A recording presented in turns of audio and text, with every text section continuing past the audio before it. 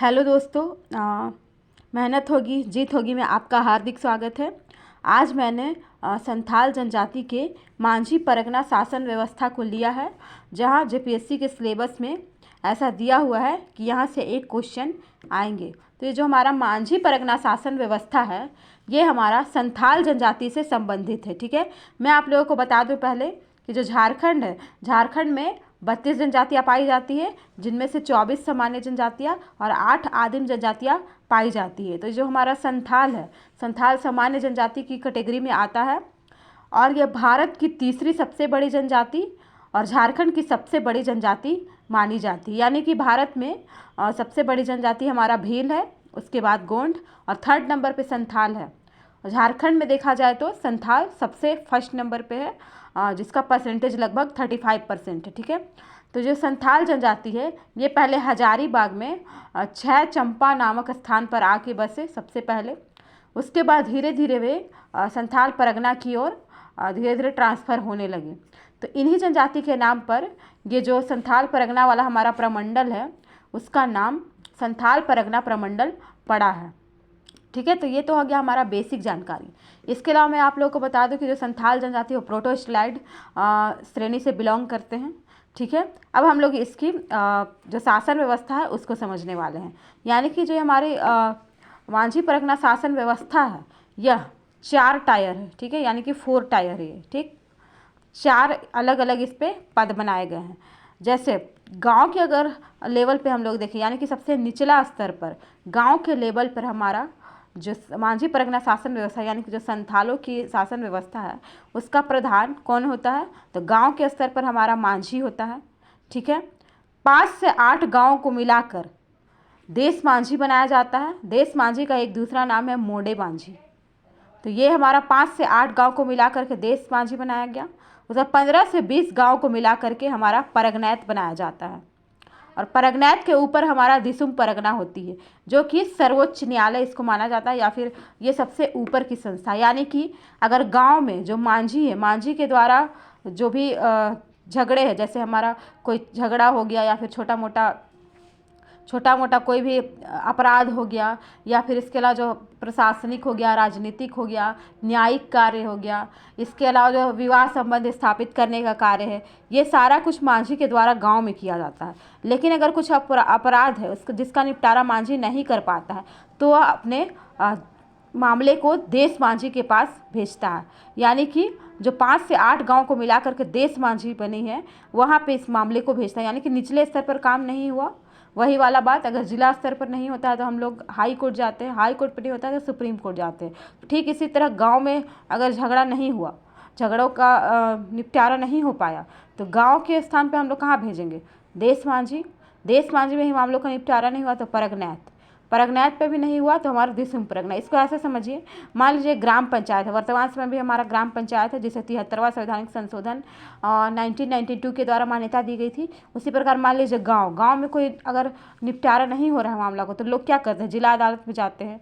जिला अदालत में नहीं होता है तो फिर वो हाई कोर्ट जाते हैं, हाई कोर्ट के बाद सुप्रीम कोर्ट जाते हैं। तो ये हमारा मांझी परगना शासन व्यवस्था है, उसके सबसे टॉप पर हमारा दिसुम परगना है। यानी कि अगर कोई मामलों का निचले स्तर पर निपटारा नहीं हो रहा है तो दिसुम परगना में जाता है। लेकिन ये दिसुम परगना सब जगह नहीं पाया जाता है। मेन यहाँ पे परगनैत है, जो परगनैत हर संथालों के गांव में देखने को हमें मिलती है। यानी मांझी के बाद मोडे मांझी या फिर देश मांझी, और देश मांझी के बाद हमारा परगनैत आता है, जो कि परगनैत हर संथाल गाँव में मिलता है। दिसुम परगना हर गाँव में नहीं देखने को मिलता है। लेकिन फिर भी अगर हम लोग से पूछा जाएगा तो ये हमारा 4 टायर हो जाएगा, क्योंकि दिसुम परगना का भी अस्तित्व है। ठीक है, तो अब हम लोग क्वेश्चन के माध्यम से समझने का प्रयास करते हैं।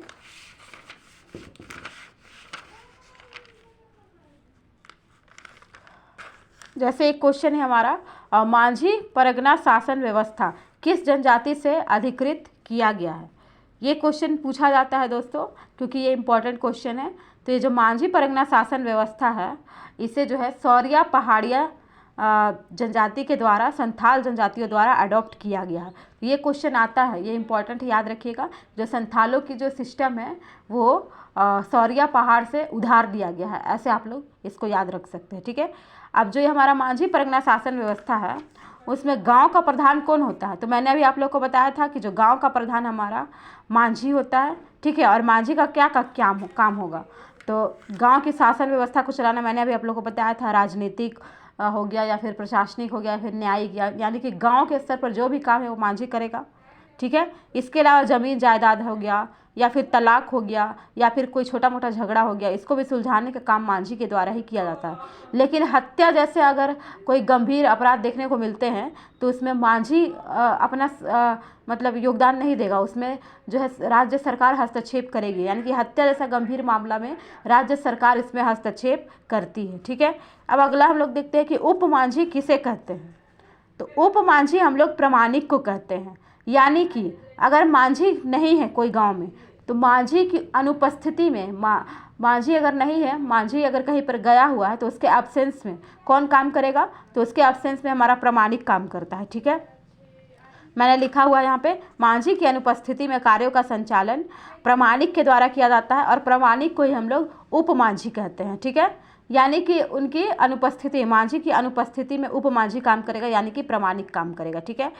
अगला क्वेश्चन हम लोग देखते हैं, मांझी के सचिव कौन होते हैं? यानी कि मांझी के जो सेक्रेटरी है, जो उसके कामों में सहायता प्रदान करते हैं, वो कौन होते हैं? हमारे गुड़ैत या फिर गुड़ाइत। ये क्या करते हैं?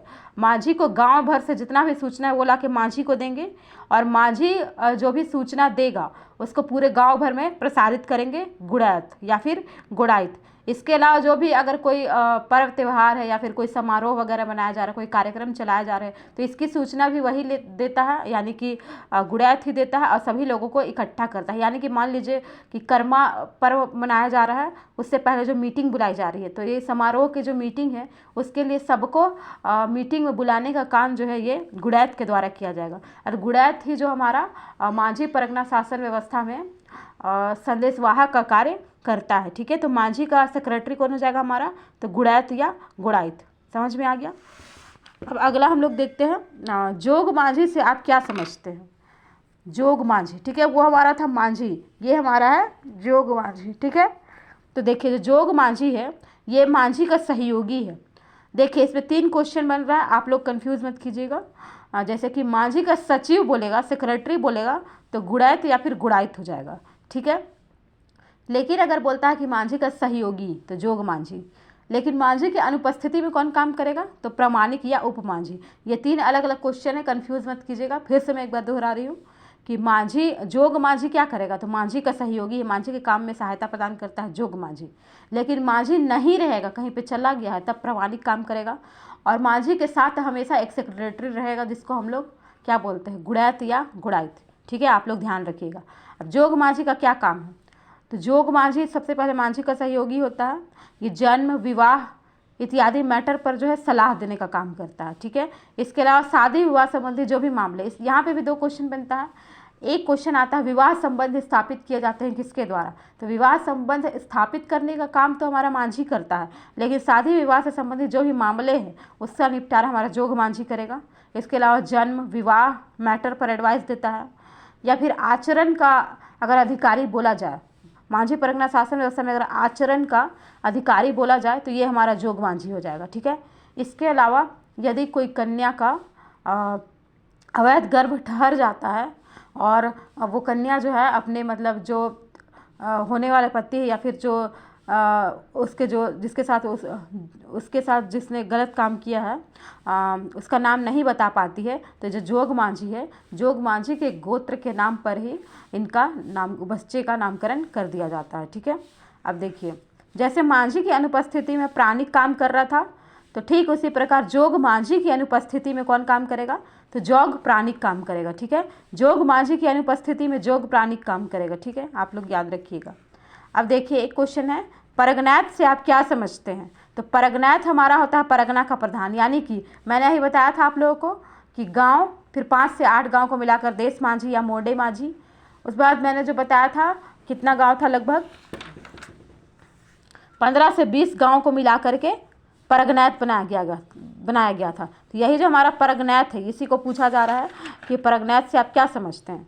तो ये परगना का प्रधान को हम लोग परगनैत कहते हैं, ठीक है। ये क्या करता है? विभिन्न गांवों के बीच का निपटारा, यानी कि कोई मामला मांझी से नहीं सुलझा तो वो दिसुम परगना गया। दिसुम परगना के बाद सॉरी दोस्तों, जैसे कि कोई मामला जो है मांझी से नहीं सुलझा, तो मांझी से नहीं सुलझने के बाद उसे कहाँ भेजा गया, उसे देश मांझी या मोड़े मांझी के पास भेजा गया।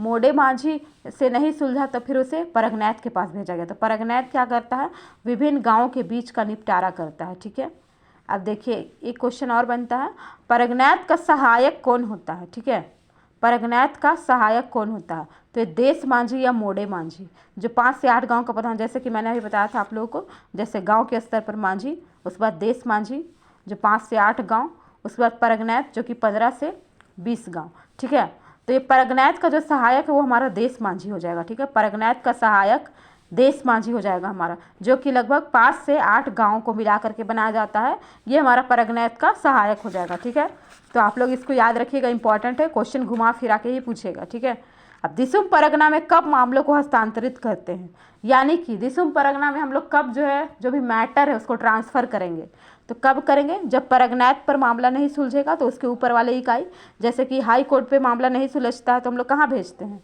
हाई कोर्ट पे मामला नहीं सुलझने पे हम लोग सुप्रीम कोर्ट पे भेजते हैं। उसी प्रकार परगनैत पर मामला अगर नहीं सुलझता है तो हमारा दिसुम परगना में हम लोग इसको हस्तांतरित करते हैं। ठीक है,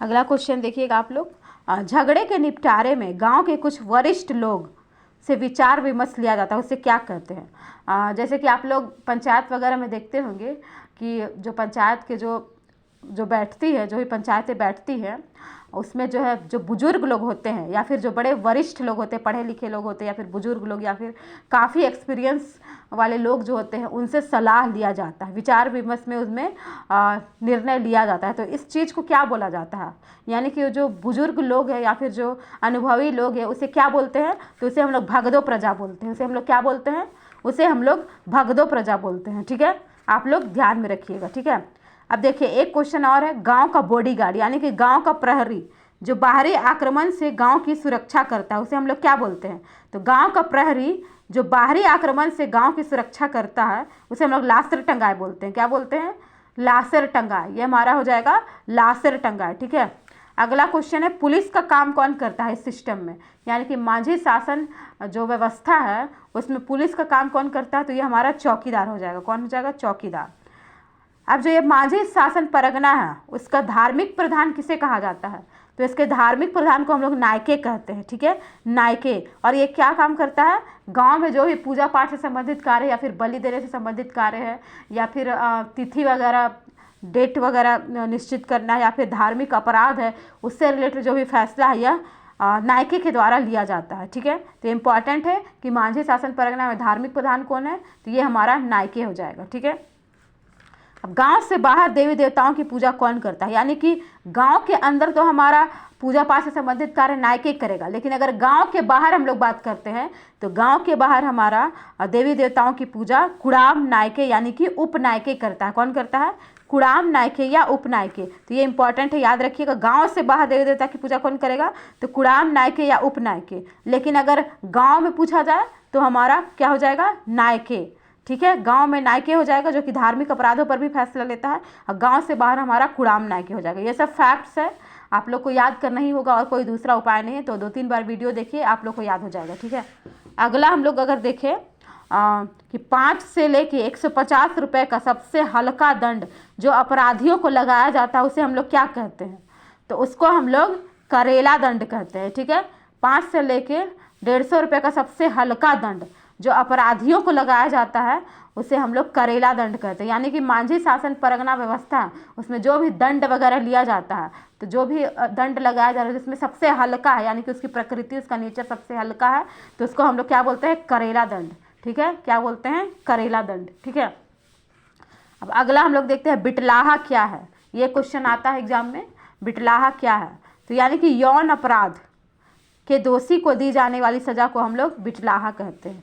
ठीक है, बिटलाहा यानी कि यौन अपराध, अगर वैसा कोई अपराध करता है तो उसके जो भी अपराधी है उसको बिटलाहा दिया जाता है। अब बिटलाहा कौन करता है, यानी कि बिटलाहा के सज़ा सुनाने का काम कौन करता है, तो ये हमारा परगनैत करता है। और इसमें एक और फैक्ट देखने को मिलता है कि जो ये हमारा बिटलाहा है उसमें अगर किसी के घर के चूल्हा को तोड़ दिया जाता है तो बहुत ही मतलब वो बुरा माना जाता है, ठीक है। और उसको क्या किया जाता है, जो गांव का समाज है वहाँ से उसको बहिष्कार कर दिया जाता है, ठीक है। अब वापस अगर जाति भोज दिया जाता है, सामूहिक भोज दिया जाता है, तभी इन लोगों को यहाँ जो शासन व्यवस्था है या फिर गांव है वहाँ पे इन लोगों को शामिल किया जाता है। तो बिटलाहा क्या है, यौन अपराधों की दोषी को दी जाने वाली सजा है, ठीक है।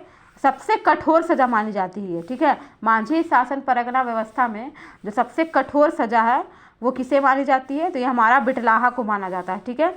और ये क्या करता है, ये हमारा परगनैत द्वारा दिया जाता है। किसके द्वारा, मैंने ही बताया था आप लोगों को कि जो बिटलाहा करने का काम है किसके द्वारा किया जाता है, तो ये हमारा परगनैत के द्वारा बिटलाहा करने का काम किया जाता है, ठीक है। और इस सज़ा में क्या किया जाता है, गांव से पूरी तरह से बहिष्कार कर दिया जाता है। और जब चूल्हा तोड़ा जाता है तो उसको सबसे मतलब बुरा माना जाता है, ठीक है। और गांव की जाति भोज को तब जब दिया जाता है, यानी कि सामूहिक भोज वगैरह का जब आयोजन किया जाता है, तब जाके जो दोषी है, जो यौन अपराध का दोषी है, उसको गांव में फिर से शामिल किया जाता है, ठीक है। अगला क्वेश्चन है, मांझी परगना शासन व्यवस्था में सर्वोच्च न्यायिक व्यवस्था यानी कि न्यायिक संस्था कौन है, यानी कि जस्टिस दिलाने से संबंधित जो भी हमारा इंस्टीट्यूट है वो कौन सा है मांझी परगना शासन व्यवस्था में, तो ये हमारा है लोबिर सेंद्रा। क्या हो जाएगा, लोबिर सेंद्रा। ये इंपॉर्टेंट है, याद रखिएगा। जितना भी मैं फैक्ट्स बता रही हूँ सारा इंपॉर्टेंट है, क्योंकि झारखंड जीएस बस फैक्ट्स का भरमार है। तो आप लोग बार बार वीडियो को देखिए और बार बार समझने का प्रयास कीजिए, बार बार इसको रटिए, क्योंकि इसके अलावा कोई उपाय नहीं है। आप लोग कुछ तो समझ लीजिएगा, लेकिन कुछ जो पोस्ट वगैरह है, जैसे कि ये हमारा न्यायिक संस्था वगैरह लोबिर सेंद्रा, इसको आपको रटना ही पड़ेगा। और क्वेश्चन एक आएगा ही, और एक क्वेश्चन जो है सिलेक्शन में बहुत बड़ा रोल प्ले करता है, तो इसलिए आप लोग ध्यान से समझते चलिए और याद करते चलिए। अगला क्वेश्चन है हमारा, सेंद्रा बैसी क्या है। सेंद्रा बैसी क्या है, यानी कि इस सिंपल सा एक फैक्ट है, सेंद्रा बैसी हमारा शिकार परिषद है। क्या हो जाएगा, शिकार परिषद, यानी कि शिकार से रिलेटेड जो भी संस्था है वो हमारा सेंद्रा बैसी है, ठीक है। अब मांझी शासन व्यवस्था में कितने यानी कि किसे छोड़कर सभी पदधारियों को भूमि दी जाती है। मैंने आप लोग को बताया था जो पंचायतें बैठती है, मांझी थान में संथालों की जो पंचायतें बैठती है, वहाँ पे जो बुजुर्ग लोग या वरिष्ठ लोग हैं उनसे क्या किया जाता है, उनसे सलाह लिया जाता है। और उनसे सलाह लिया जाता है तो उन्हें उसके बदले में भूमि नहीं दी जाती है उनको, और उनको क्या कहते हैं, भगदो प्रजा, उनको भूमि नहीं दी जाती। बाकी सभी लोगों को उस समय तो वेतन नहीं दिया जाता था, तो उन लोग को सभी लोगों को भूमि दी जाती थी उनके कार्यों के बदले में, लेकिन जो भगदो प्रजा उनको भूमि नहीं दी जाती है, ठीक है। ये फैक्ट है, याद रखिएगा। अब मांझी शासन व्यवस्था में किस अवसर पर अधिकारियों का चुनाव किया जाता है, तो ये भी इम्पोर्टेंट है। मांझी शासन व्यवस्था में हमारा जो माघसिम पर्व है, माघसिम के पर्व पर अधिकारियों का चुनाव हमारा किया जाता है, ठीक है। अब अगला क्वेश्चन है, ये इंपॉर्टेंट है, किस नियम द्वारा मांझी शासन व्यवस्था को कानूनी मान्यता दी गई थी, तो जो यूल रूल 1856 है, जो कि हमारा संथाल जो विद्रोह हुआ था 1855 में, उसके बाद जो अंग्रेजों द्वारा यूल रूल लगाया गया था 1856 ईस्वी में, तो उसी टाइम जो है मांझी शासन व्यवस्था को कानूनी मान्यता दी गई थी, ठीक है। ये इंपॉर्टेंट है, याद रखिएगा। संथाल जनजाति में किस वर्ष की शुरुआत होती है, यानी कि कौन से माह में, जैसे कि अगर हम लोग देखें रोमन कैलेंडर में जनवरी से साल का स्टार्ट होता है, ठीक है, साल का स्टार्टिंग होता है, तो संथालों का किस माह से होता है, तो ये हमारा माघ बोंगा। और ये लोग जो है माह को यानी कि महीना को बोंगा कहते हैं, तो माघ महीने से ये लोगों का जो है शुरुआत होता है, ठीक है। अगला क्वेश्चन हम लोग देखते हैं, मांझी के कार्यों में सफल संचालन में कौन सहयोग प्रदान करता है, तो मैंने बताया था मांझी का सहयोगी कौन है, तो जोग मांझी था। मांझी की अनुपस्थिति में कौन काम कर रहा था, तो हमारा प्रामाणिक था। मांझी का सचिव कौन था, तो गुड़ैत था। लेकिन मांझी के कार्यों में सफल संचालन जोग मांझी, ठीक है। और ये तो मैं अभी बता चुकी हूँ, परगनैत का सहायक हमारा देश मांझी होता है, जो 5 से 8 गाँव को मिलाकर बनाया जाता है। अब युवक युवतियों का नेतृत्व एवं गांव के आचरण पर कौन नज़र रखता है, तो ये हमारा जोग मांझी हो जाएगा। जो शादी विवाह से संबंधित या फिर जो छोटे कुछ जो अपराध है या फिर नैतिक शिक्षा युवाओं को देने का काम, युवक युवतियों से रिलेटेड जो भी काम है वो जोग मांझी द्वारा किया जाता है, ठीक है। और ये लोगों पर आचरण पर भी ध्यान रखता है, ठीक है। अब गांव में संदेशवाहक कौन है, तो मैंने ये बताया था गुड़ाइत है, ठीक है। अब संथालों के पिता किसे माना जाता है, ये मैंने एक फैक्ट लिया है, और संथालों के पिता लुगु बुरु को कहा जाता है। और ये जो लुगु बुरु घंटा बाड़ी है ये हमारा बोकारो जिला में पड़ता है, ठीक है। तो ये हमारा लुगु बुरु जो है संथालों के पिता है, ठीक है। और लुगुबुरु घंटाबाड़ी जो संथालों का मतलब तीर्थ स्थल एक तरह से मान लीजिए, ठीक है, वो हमारा बोकारो जिला में पड़ता है। अब बापला क्या है, ये क्वेश्चन भी आया है एग्जाम में। तो बापला का अर्थ होता है विवाह, बापला यानी कि विवाह। और संथाल जनजाति में कुल 8 प्रकार के विवाह पाए जाते हैं। अलग अलग प्रकार के बहुत सारे विवाह, जैसे कि विनिमय विवाह हो गया, या फिर आयोजित विवाह हो गया, प्रेम विवाह हो गया, विधवा विवाह हो गया, ये सब विवाह। तो ये मैं संथाल जनजाति जब पढ़ाऊँगी तब आप लोगों को बताऊँगी। अब यहाँ जो मांझी शासन परगना है, वहाँ की पंचायतें कहाँ बैठती है, तो ये हमारा मांझी थान हो जाएगा, ठीक है, मांझी थान। और जो ये संथाल जनजाति है, अपने गांव को क्या कहते हैं, तो ये अपने गांव को आतो कहते हैं। क्या कहते हैं, आतो, ठीक। और वधु मूल्य को क्या कहा जाता है संथाल जनजाति में, तो पोन कहा जाता है। और इनके युवागृह को क्या कहा जाता है, तो घोटुल कहा जाता है, ठीक है। तो ये सारा फैक्ट्स बेस्ड था ये। तो सारे फैक्ट्स को आप लोग याद रखिएगा, बार बार वीडियो को देखिएगा तो आप लोग को समझ में आ जाएगा, ठीक है। थैंक यू दोस्तों।